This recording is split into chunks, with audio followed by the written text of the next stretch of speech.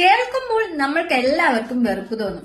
ഈ ഒരു സാധനത്തിന് എത്രമാത്രം വിലയുണ്ടെന്ന് നമുക്ക് ഊഹിക്കാവുന്നതിലും അപ്പുറമാണ്.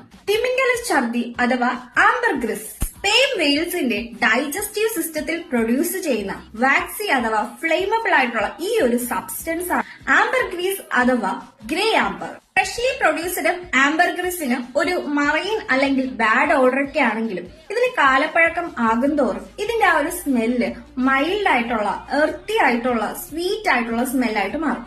അതുകൊണ്ട് തന്നെ ആംബർഗ്രിസിന്റെ കാലപ്പഴക്കം കൂടുന്തോറും അതിന്റെ വിലയും വർദ്ധിക്കും. ഇതുപയോഗിച്ച് പെർഫ്യൂം നിർമ്മിച്ചാൽ ഇതിന്റെ സ്മെല്ല് ലോങ് ലാസ്റ്റിംഗ് ആയിരിക്കും.